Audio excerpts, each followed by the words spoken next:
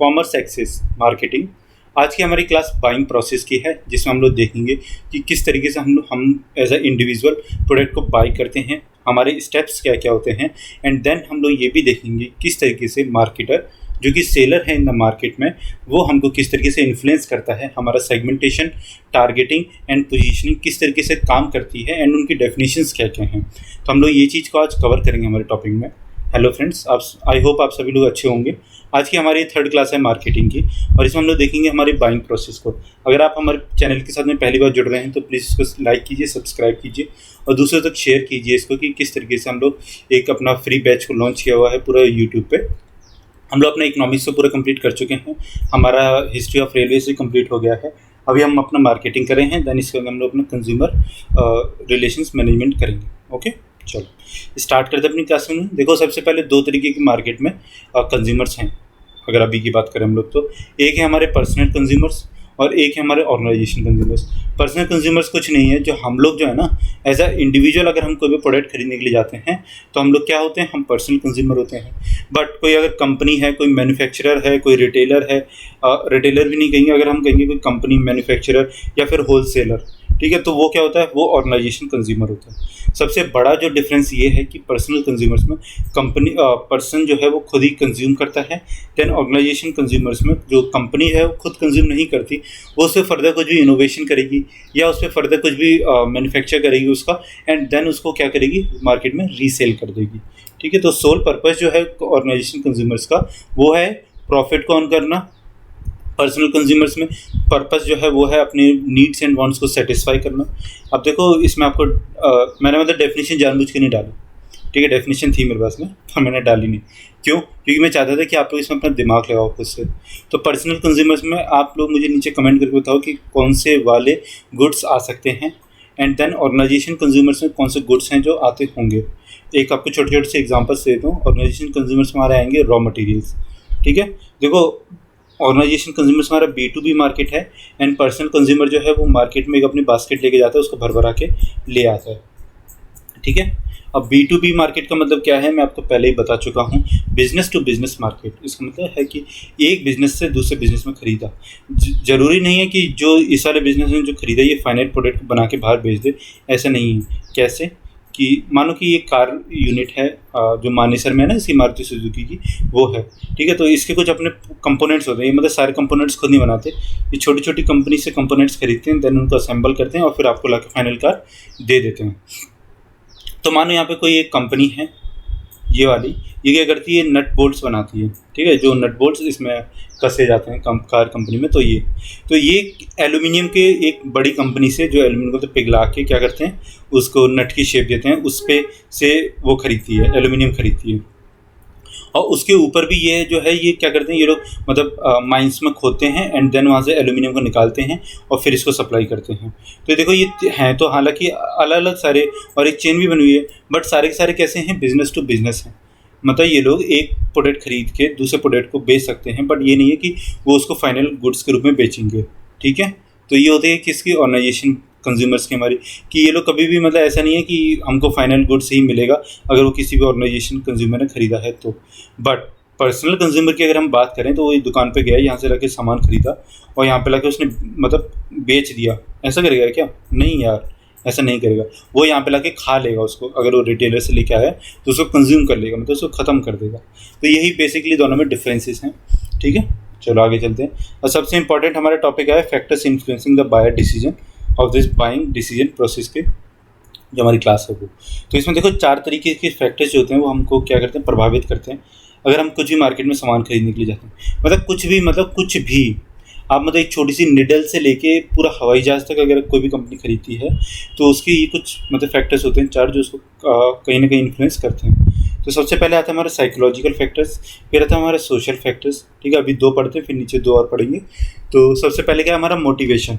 तो कि मोटिवेशन का मतलब क्या हो कि आप किसी भी चीज़ को खरीदने के लिए मोटिवेट हुए, मतलब आपको उसको खरीदने के लिए तो आपके अंदर से आत्मशक्ति आई कि भैया मुझे फ़ोन खरीदना है। ठीक है, तो आपने क्या किया, आपको अंदर से लगे मैं फ़ोन खरीदना चाहता हूँ, चलो मैं फ़ोन खरीदने चलता हूँ। तो ये क्या हुआ, ये आपके अंदर का मोटिवेशन है, क्योंकि आपको कुछ उसकी वांट्स थी, नीड्स थी, आपको कॉल करना था। ठीक है, अपने किसी पर्सनल लोगों से, क्योंकि आप पापा के फ़ोन से तो नहीं कर सकते उन लोगों से, ठीक है, जिनसे आपको बात करनी है।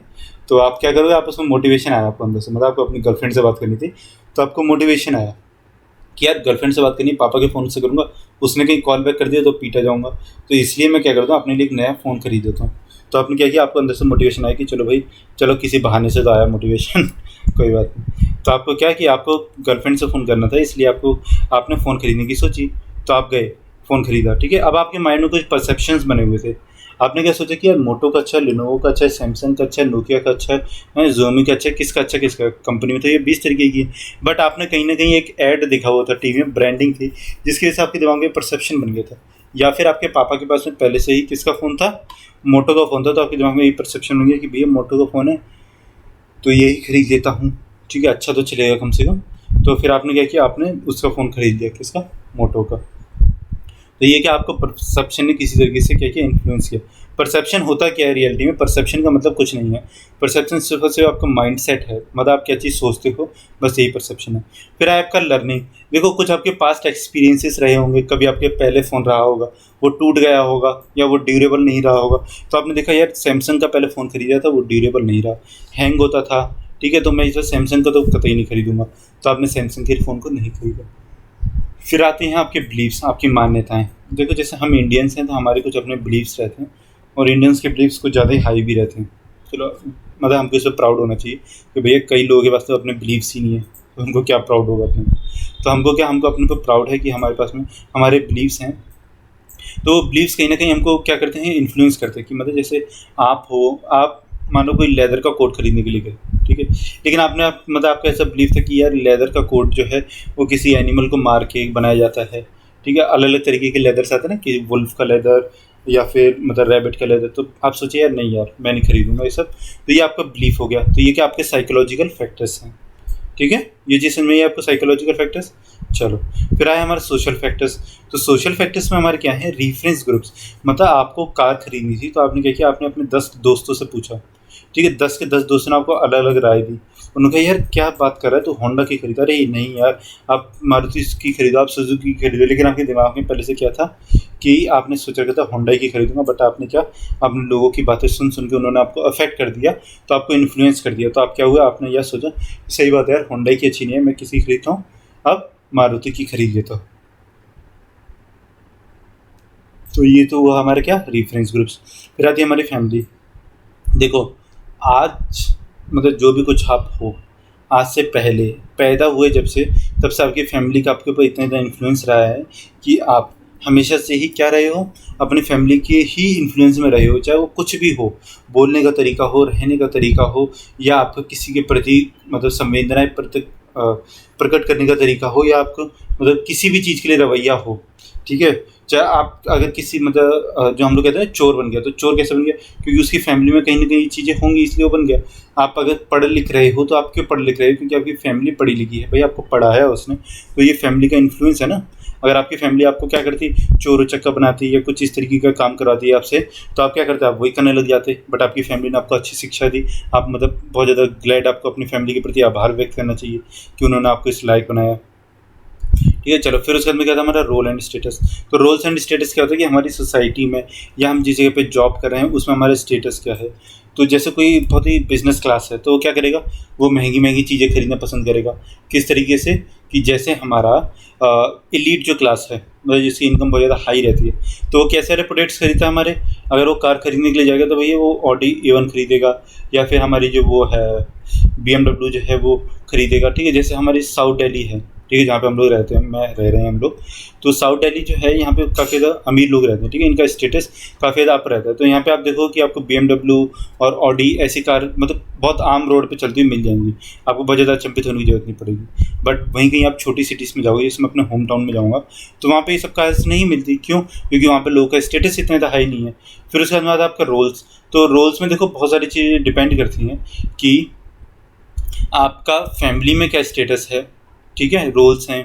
आपकी जॉब में क्या रोल्स हैं, अगर आपकी जॉब में रोल्स हाई हैं तो आप हाई चीज़ें खरीदोगे, अगर आपकी फैमिली में आपके रोल्स लो हैं थोड़े, तो आप लो चीज़ें खरीदोगे।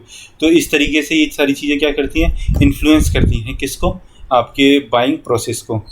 फिर आता है हमारा फैक्टर्स अफेक्टिंग। तो इसमें आते हैं हमारे पर्सनल फैक्टर्स, ठीक है। तो पर्सनल फैक्टर्स हमारे क्या आते हैं, एज एंड लाइफ आती है, एज एंड लाइफ साइकिल होगी। तो एज एंड लाइफ साइकिल में क्या है कि अगर देखो लाइफ में मैं आपको बताता हूँ कि एक ग्राफ है, सॉरी, ये ग्राफ को ना आप हमेशा अपनी ज़िंदगी में याद रखना। मैं बता रहा हूँ आपकी ना चीज़ें काफ़ी ज़्यादा इससे समझेंगी। क्या होता है किसी भी एज में ये चीज़ ऐसे हो गई, ये एक इकोनॉमिक्स का हालांकि ये ग्राफ है, कौन सा, law of variable proportion, but ये मतलब आपकी ज़िंदगी में हर जगह पे लागू होगा यार, हर जगह।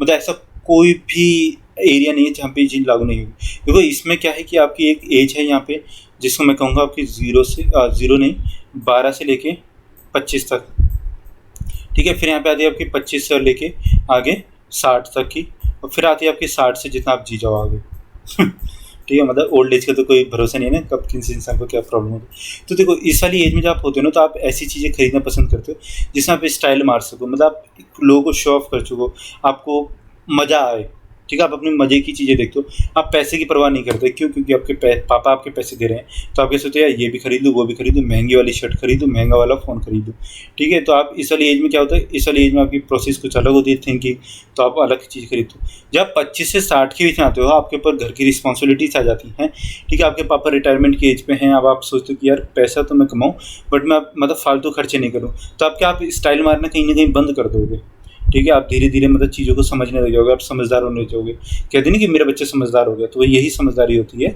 कि आप मतलब चीज़ों को अपने हाथ में, पैसों की कदर करने लग जाओ, आप फालतू खर्चे नहीं करो। तो उस चीज़ में क्या करोगे, आप डिफरेंट चीज़ें खरीदोगे, आप ऐसी चीज़ें खरीदोगे जो थोड़ा कम खर्चीली हो, ऐसी चीज़ें खरीदोगे जिसको खरीद के आपको ज़्यादा मज़ा नहीं बट आपको सेटिस्फेक्शन मिल जाए, ठीक है। आप अपनी सिर्फ और सिर्फ नीड्स के लिए काम करोगे। फिर उसके अंदर 60 से ऊपर वाले ये लिए जैसी आती है जहाँ पे आप इन सब चीज़ों को जो खरीद रहे हो ना, आप बस इन्हीं से प्रभावित होगे। आप यहाँ पे कोई भी नई चीज़ें क्या करोगे, ऐड नहीं करोगे या फिर नहीं खरीदोगे, ठीक है। तो इस वाली एज में क्या होता है, ज़्यादातर कंपनी से इनोवेटिव कुछ भी प्रोडक्ट नहीं लेके आती। इनोवेशन सबसे ज़्यादा होता है 12 से 25 वाली एज के बीच में, जो हमारी यंग जो एज ग्रुप है, ठीक है, उसमें। फिर हमारी 25 से 60 के बीच की जो एज आती है, वर्किंग जो हमारी एज आती है, इसके बीच में थोड़ा इनोवेशन कम रहता है। इनको ऐसी चीज़ों को देती है कंपनी जो कि वो लोग खरीदे और उनको सेटिस्फेक्शन हो फुली। इस वाली एज में कोई सेटिस्फेक्शन नहीं होता। आपने सेल्फी स्टिक खरीदी, कोई सेटिस्फेक्शन है क्या उससे? कुछ नहीं है यार। सेल्फी स्टिक क्या हाथ से नहीं खींच सकते थे सेल्फी, बट जब आप 25 से 60 के बीच में होगे ना, तो आप कहोगे यार, आप देखो सबसे अच्छा एक एग्जांपल देता हूँ कि आप अपने पापा से चीज़ मांगते हैं, भैया पापा ये वाली मुझे चीज़ खरीदनी, बाइक खरीदनी, पापा बोलते हैं अगले महीने ला के दूंगा, और वो अगला महीना कभी नहीं आता। क्यों? क्योंकि आपके पापा 25 से 60 वाली एज में हैं और आप इस वाली एज में।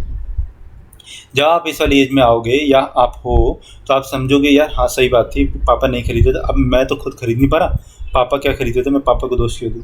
तो आपको अपने पापा अचानक से बहुत ज़्यादा अच्छे लगने लग जाते हैं, ठीक है। 12 से 25 की एज में आप बहुत सारे बच्चों को मतलब अपने पापा से थोड़ी गुस्सा सी आने लग जाती है, थोड़ी चिड़ सी मस्ती है, तो वो इसीलिए होता है।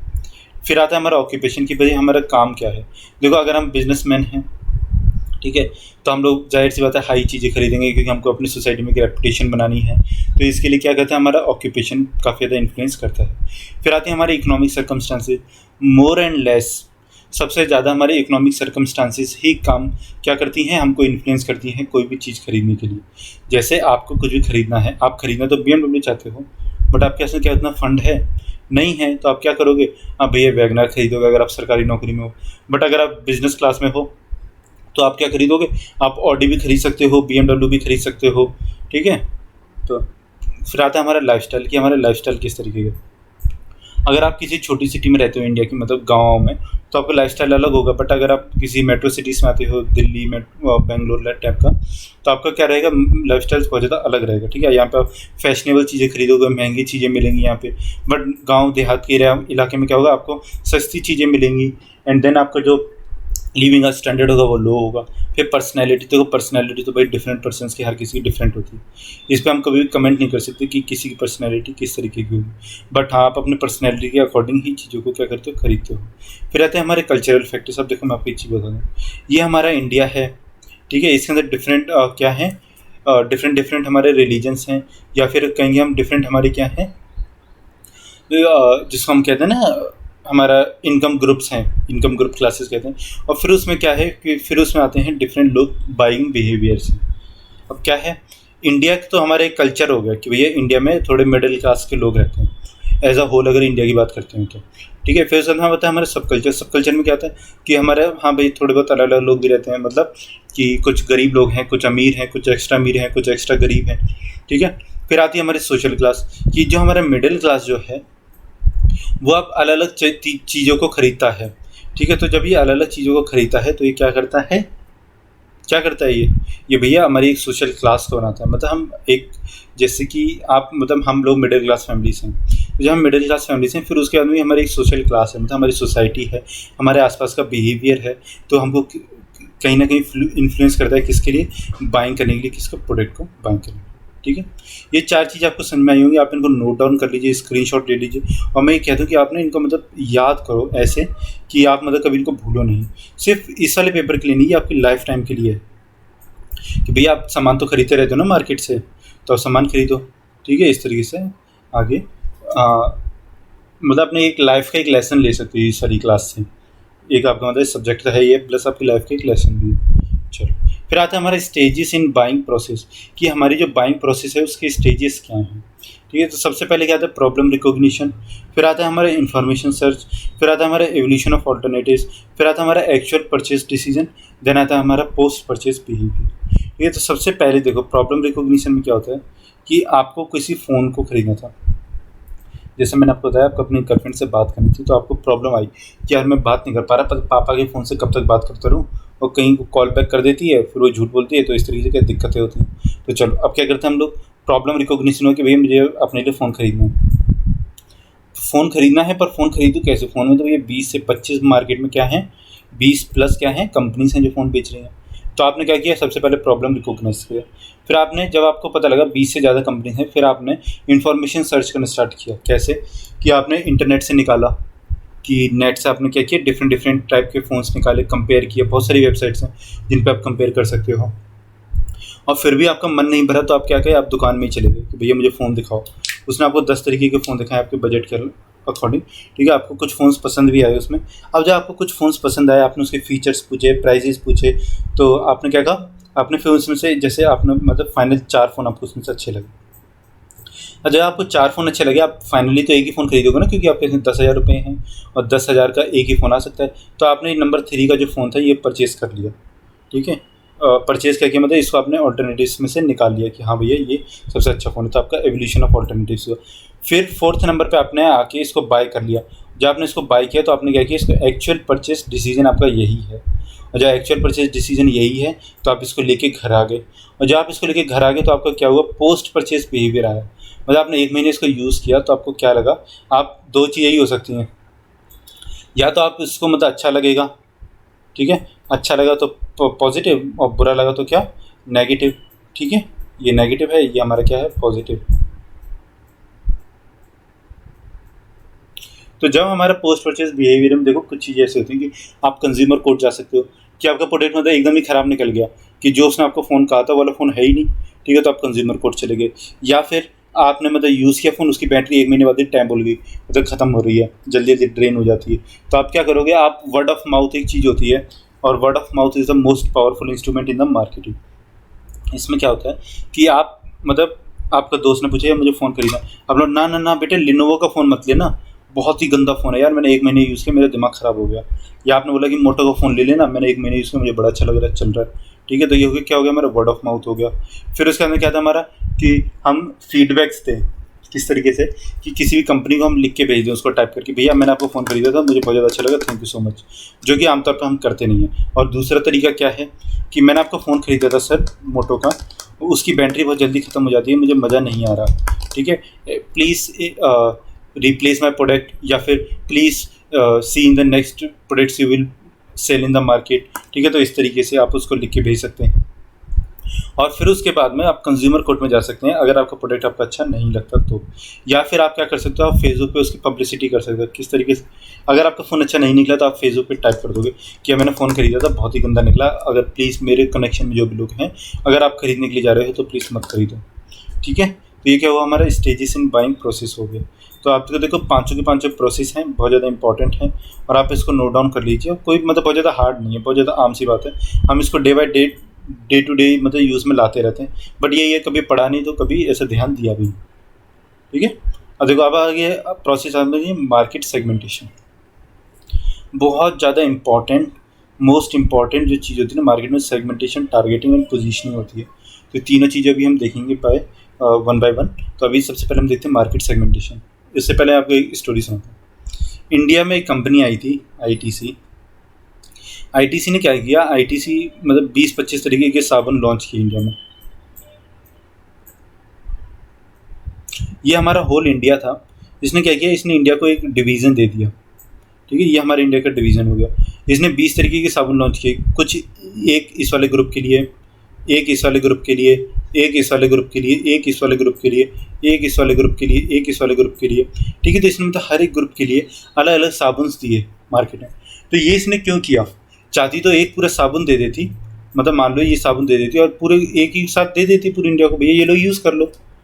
लेकिन होता क्या है कि इंडिया में जब कोई कंपनी आए तो उसमें क्या है कि इंडिया में बहुत सारे इनकम ग्रुप्स हैं, डिफरेंट सोशल कल्चरल वैल्यूज़ अलग हैं, मतलब बहुत सारे रिलीजन्स हैं, बहुत सारी वैल्यूज़ हैं लोगों की, सबकी अलग अलग हैं। स्टेट्स, हर स्टेट का अपना एक अलग अलग क्या है, रिलीजन तो नहीं कहूँगा, ये कहूँगा सोशल क्लास है, कल्चरल फैक्टर्स हैं हर एक रिलीजन के, स्टेट्स के अलग अलग। ठीक है, तो ये अगर एक ही तरीके के साबुन लेके आती, मतलब मान लो ये 10 रुपये वाला साबुन लेके आ जाती और इस पूरे मार्केट में 10 रुपये वाला साबुन लॉन्च कर देती, तो क्या होता, 10 रुपये वाला साबुन अमीर लोग नहीं खरीदते।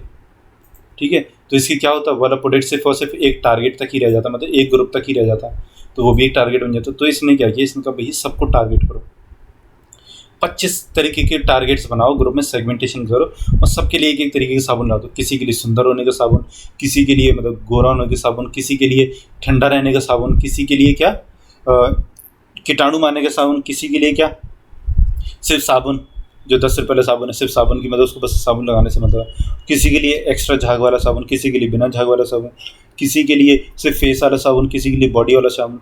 तो मतलब इस तरीके से उन्होंने क्या किया, 25 तरीके के साबुन मार्केट में लॉन्च कर दिया। और यही क्या कहलाता है हमारा, यही हमारा कहलाता है क्या, सेगमेंटेशन। ठीक है, आगे चलो डेफिनेशन देखते हैं। Today companies that sell their products and services to various consumer and industrial markets are aware that they can not serve to all buyers in the entire market. ठीक है, मैंने आपको बताया, to for a specific product or service category, the reason is that buyers in a specific product market are too numerous, too widely spread, ठीक है, and have different needs and buying motives. This is known as heterogeneity or diversity of buyers. हर किसी country में, हर किसी market में, हर तरीके का एक अपना अलग अलग क्लास का एक मार्केट है, कंज्यूमर्स हैं। ठीक है, अभी मैंने आपको पूरी एक स्टोरी समझा दी है, अब आपको ये चीज़ समझ आई होगी, तो मैं आपको इसको शॉर्ट में समझा देता हूँ कि आप एक तरीके का प्रोडक्ट पूरे मार्केट में नहीं बेच सकते, इसलिए आप क्या करते हो, आप डिफरेंट प्रोडक्ट्स लेके आते हो और डिफरेंट लोगों को बेचना स्टार्ट कर देते हो, बस एज सिंपल एज दैट। और यही क्या है, हमारा सेगमेंटेशन है। ठीक है, चलो देखो फोटो डाली, बहुत ज़्यादा अच्छी फोटो लगी मुझे कि ये पूरा एक सोसाइटी थी। आपने क्या किया, आपने लड़कियों के लिए अलग साबुन बना दिया। ठीक है, ये एक साबुन है, ये किसके, लड़कियों के लिए है। ये एक साबुन है, ये सबके लिए है। ये मान लो कि गोरा करने वाला साबुन है, तो ये क्या है, ये कीटाणु मारने वाला साबुन है। और ये क्या है, ये मिस्टर कूल दिखने वाला साबुन है। ठीक है, ये तो आपको दिन भर ठंडा रखेगा, आप दौड़ भाग करते रहो, कोई आपको फर्क नहीं पड़ेगा। तो इस तरीके से क्या इन्होंने सबके लिए अलग अलग साबुन बना दिए, या फिर अलग अलग तेल बना सकता है, कुछ भी बना सकता है, कोई भी प्रोडक्ट। ठीक है, तो इस तरीके से मार्केट में क्या करती है, कंपनी सेगमेंटेशन करती है। In general market there are groups of consumers with different needs, buying preferences और product wise behaviour. In some product markets these differences are relatively minor. ठीक है, and the primary benefit sought by consumers can be satisfied with a single marketing mix. पहले ज़माने में सब चलता था। In other product markets these differences are pronounced and consumers are not likely to compromise on single product and other elements of marketing mix. As a result, mixes are required to reach the customer at large with target group. तो पहले ज़माने में देखो मैंने आपको product concept पढ़ाया था और मैंने आपको ये चीज़ बोली थी कि उस ज़माने में क्या होता था कि कंपनीज आती थी, एक प्रोडक्ट बनाती जाती थी और वही प्रोडक्ट क्या था मार्केट में बिकता जाता था। लेकिन आज के टाइम पे क्या हुआ, वो चीज़ नहीं हो रही। हर किसी की अपनी अलग अलग इंडिविजुअल डिमांड्स हैं और कंपनीज उसी के साथ सबके लिए अलग अलग क्या करती है, प्रोडक्ट्स को बनाती है। अब क्या आता है हमारा मास मार्केटिंग। तो देखो मास मार्केटिंग में क्या होता है ना कि आप सबके लिए एक ही प्रोडक्ट बना दो, मतलब 10 रुपये वाला साबुन बनाओ और मार्केट में लॉन्च कर दो, बस यही मास मार्केटिंग। तो देखो मास मार्केटिंग को हम लोग क्या कहते हैं, शॉटगन अप्रोच भी कहते हैं। ठीक है, अब मैं आपको इसकी पूरी डेफिनेशन नहीं बताऊंगा क्योंकि मतलब पूरी पूरी डेफिनेशन बताऊंगा ना, फिर आपको सर यार इतना लंबा सा हो रहा है, तो आप इसको नोट डाउन मत करना बिल्कुल भी, ठीक है। इतनी बड़ी डेफिनेशन नोट डाउन मत करना, ये तो पूरा भाई कंटेंट है इसमें। तो इस वाले में क्या होता है कि एक सिंगल प्रोडक्ट बनाया जाता है और अपने एक मास को क्या किया जाता है, मास स्केल में उसको डिस्ट्रीब्यूट कर दिया जाता है, प्रमोट कर दिया जाता है मास लेवल पे, ठीक है, यही है। और इस वाले केस में क्या होता है कि प्रोडक्ट काफ़ी ज़्यादा चीप रहता है, ठीक है, लोगों तक क्या होता है वाइडली पहुंच जाता है, क्योंकि आपको क्या एक ही तरीके का एडवर्टीजमेंट करना और आपको मार्केट में क्या करना, सेल कर देना, ठीक है। इससे क्या होता है हमारा इकोनॉमिक्स ऑफ स्केल भी बनती है, मैन्युफैक्चरर क्या कहते हैं द लोअर प्राइसेस रहता है इस तरीके से, ठीक है। ये चीज़ समझ आई, चलो आगे चलते हैं। तो देखो ये चीज़ एक फ़ोटो है, क्या है कि आपने सभी को कंज्यूमर्स को एक ही साथ पिरो दिया, मतलब एक ही रस्सी में बांध दिया कि भैया आओ हमारे प्रोडक्ट को यूज़ करो, या फिर आपने जो अपील की मतलब एडवर्टीजमेंट किया सबके लिए एक ही जैसी अपील कर दिया, फिर एडवर्टीजमेंट कर दिया। इस वाली क्लास में क्या था, सबके लिए अलग अलग एडवर्टीजमेंट होगा, सबके लिए अलग अलग प्रोडक्ट्स आएगा, ठीक है, सबके लिए अलग अलग मार्केटिंग मिक्स लगेंगे, सबके लिए अलग अलग एफर्ट्स लगेंगे।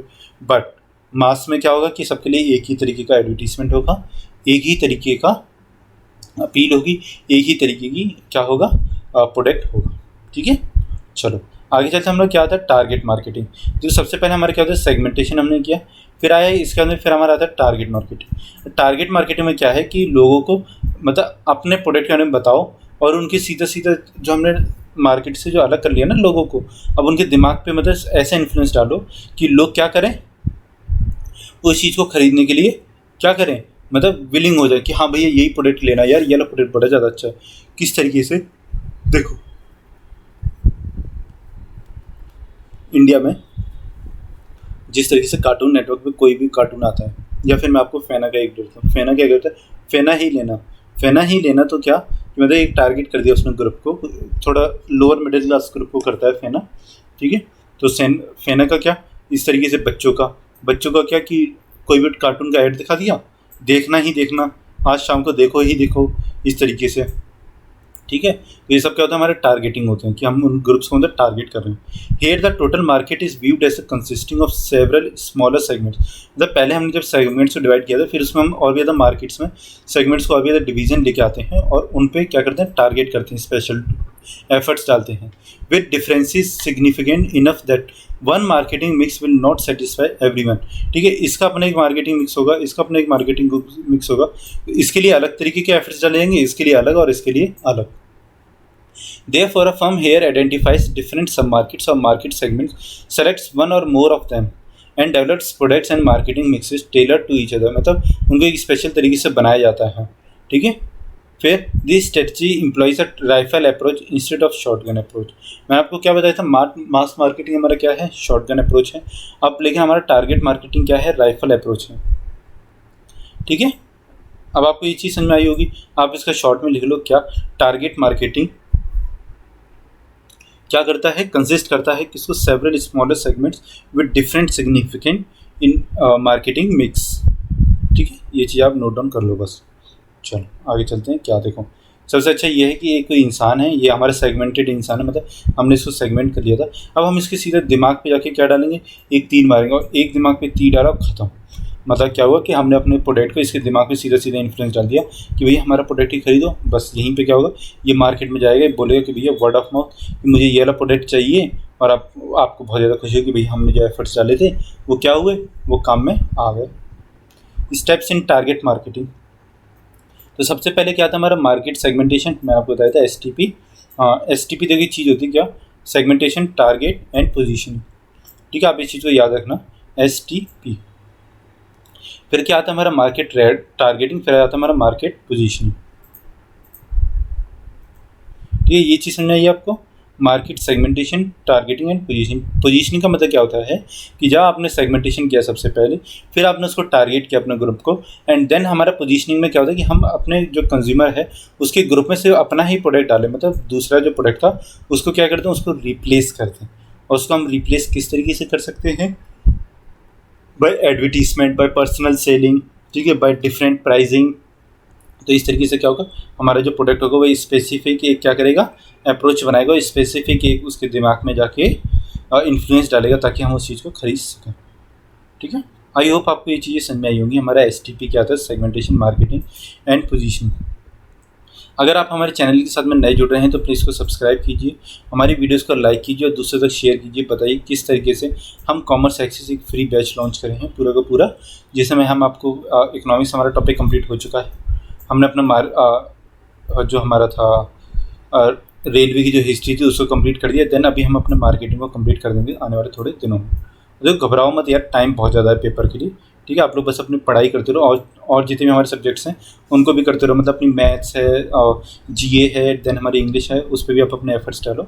एंड देन हमारी इसकी क्लास के साथ साथ बस साइड बाय साइड चली रही है, ठीक है। चलो, आई होप आपको ये वीडियोस अच्छी लगी हुई होंगी और हमारे वीडियोस को लाइक कीजिए और सब्सक्राइब कीजिए चैनल को। मिलते हैं नेक्स्ट वीडियो में। Thank you so much.